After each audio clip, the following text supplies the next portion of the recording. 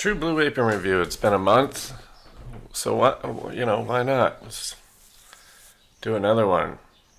I don't know when I first signed up for Blue Apron, but this is how many I've eaten. I don't know, it's gotta be at least 100, right? That's why I'm not doing these that often anymore, because there's very rarely something that's interesting. They're really standard, like seared chicken and pan sauce is, I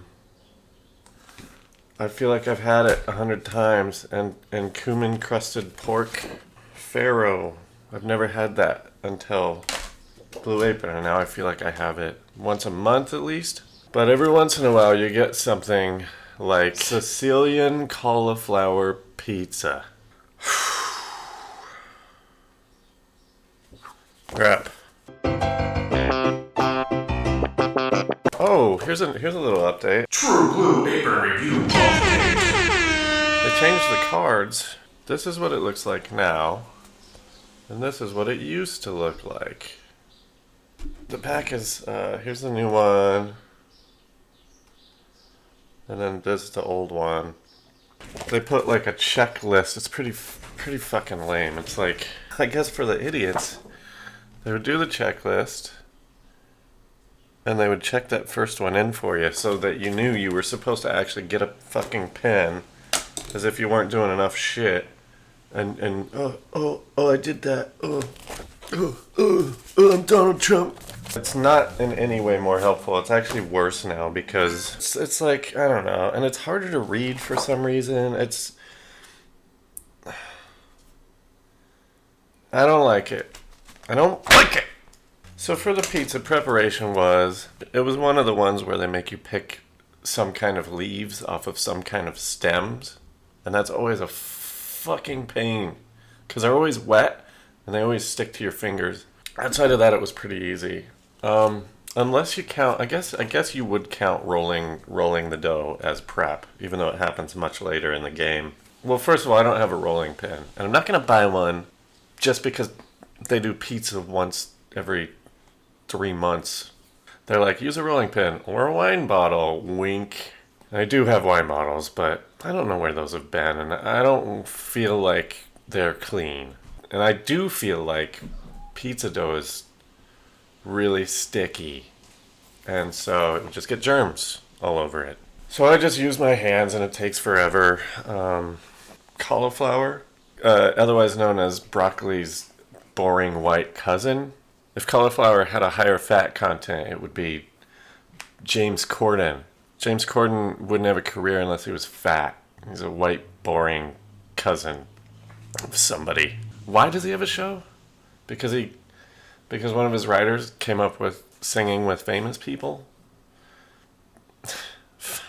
And now that's a show too? I'll tell you, late night.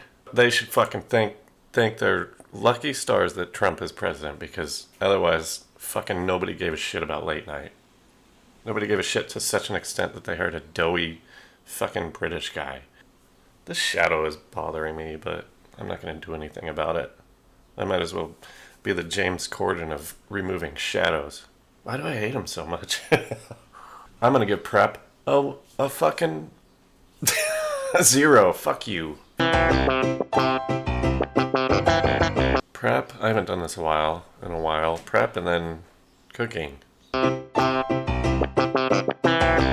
Okay, the cooking was easy. Again, preheating the oven is always a very premature action, because you preheat it and then it's ready, and heating the kitchen way before you're ready to use it. I had to do my podcast, Real Life Sci-Fi, on feralaudio.com with my friend Willie Roberts, and we were doing it 2 in the afternoon because we lost our normal recording spot. And I was at 11, I was like, I should probably start that pizza because everything fucking takes longer than it should.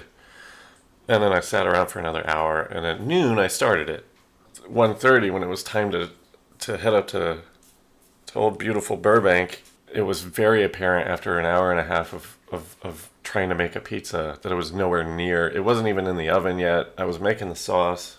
I had to take everything and put it all back in the fridge. The dough was kind of half rolled. The sauce was done.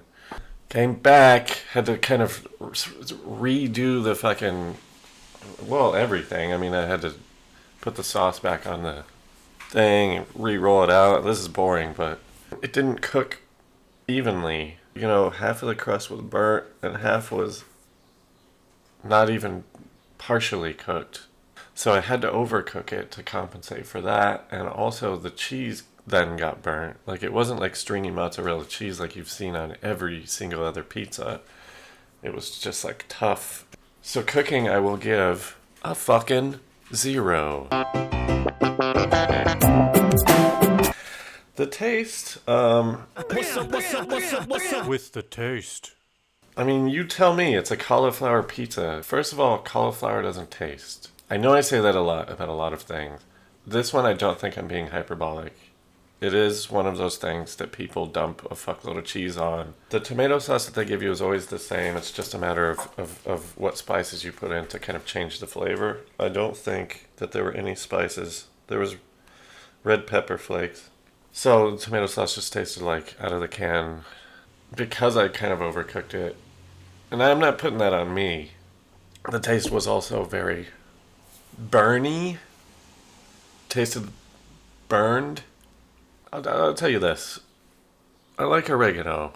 Oregano, yes. Oregano is why Totino's pizzas smell so good. This had oregano in it. So I'll give taste. I'll give it a 1.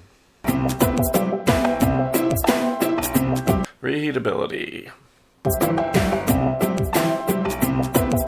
The best and easiest way to reheat pizza. This goes for all pizza. Heat up a pan on your stove. Make sure the heat is medium, not too high, and put the pizza in it, and then loosely cover it with aluminum foil for 2 minutes. 2 to 3 minutes is the key. I always do it. I always put it on and forget about it, and then I end up with like severely burnt pizza. The pizza was already burnt on the top, so when I reheated it using my patented pizza reheat, I just ended up burning the bottom of it. Everybody knows that pizza is one of the most re-eatable things that we have as a society. So I'll give it a 5. Overall, baby, let's talk about it. I mean, I've done it. We've done it. We're done. It's the James Corden of. I hope I never am up for a writing job on that show. I don't care. I don't write fucking monologue jokes anyway. Overall, it's a 0. Fuck you. Thanks for watching. I run to ya, 'cause I'm about to break it down what you wanna do, ya.